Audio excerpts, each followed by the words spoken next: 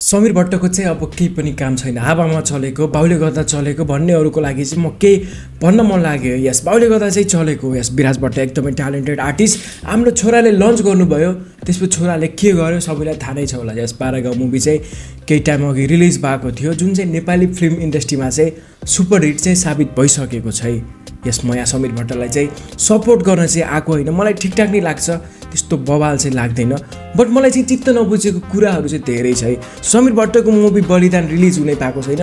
अब केही मुभीसँग कम्पेयर हानेर यतिको लेभलको त बलिदान पनि बन्न सक्दैन भनिरहेको छ रिभ्युअरहरूले होइन।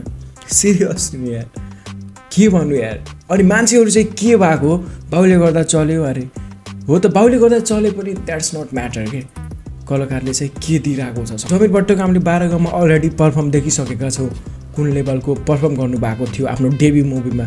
यस मेरो बाउ हिरो हो, अब म पनि केही ढङ्ग छैन म पनि हिरो बन्छु भनेर फ्यानहरूले रुचाउँछ त रुचाउँदैन के। सो मेरो ड्याड पनि हिरो हो, अब म पनि हिरो बन्छु भनेर त्यहाँ केही राम्रो पर्फर्म गर्नु पऱ्यो, केही दिनु पऱ्यो, बल्ल अडियन्सहरूले रुचाउने हो। अब विराज भट्टको छोरा भनेर केही ढङ्गै नभएको जोक्क रुपाइदियो भने त कसले सपोर्ट गर्छ र होइन। केही दिएर अडियन्सहरूलाई केही राम्रो दिएर नै सपोर्ट गरिरहेको हो। सो होइन भने किन सपोर्ट गर्थ्यो त अडियन्सहरूले होइन। सो बलिदान मुभीको लागि चाहिँ कति धेरै चाहिँ एक्साइटेड हुनुहुन्छ मेरै भिडियोको कमेन्टहरूमा देख्न सक्छौँ।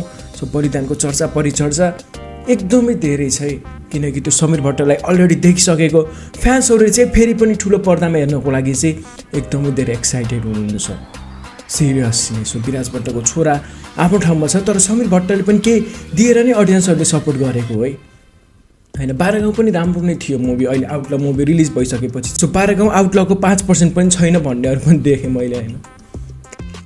कहिले 12 गाउँ आउँदा समीर भट्टको चर्चा गर्ने होइन, आउटला आउँदा चाहिँ समीर भट्टलाई गिराएर फेरि अर्कोको चर्चा गरिदिने, द्याट्स नट अ गुड है। चर्चा गर्नु राम्रो कुरा हो, तर कसैलाई चाहिँ फ्यान्सहरूको चाहिँ सेन्टिमेन्ट हर्ट गरेर चाहिँ कसैलाई चाहिँ बढाइ चढाइ भनिदिनु भनेको चाहिँ द्याट्स नट गुड के। सो यस रिसेन्टली नै आउटल मुभी रिलिज भएको थियो, ठिकठाक नै थियो, राम्रो तरिकाको एक्सन थियो। सो मुभी सोचेको जस्तो चाहिँ लागेन, एक्सन ठिकठाक नै थियो, तर यो मुभीभन्दा बबाल 5% पनि छैन भने चाहिँ त्यस्तो चाहिँ मलाई भन्न पनि मन लाग्दैन होइन। आफूले इन्जोय गर्ने यो मुभी, सबैको आफ्नो टेस्ट हुन्छ। सो अडियन्सहरूले चाहिँ राम्रो नै सपोर्ट गर्छन् के। सो विराज भट्टको छोरा भन्दैमा चाहिँ सपोर्ट गर्ने भन्ने हुँदैन। विराज भट्टको छोराले हामीलाई केही दिएर हामीले सपोर्ट गर्ने हो, केही एक्सपेक्ट गरिरहेको छौँ त्यो कलाकारबाट।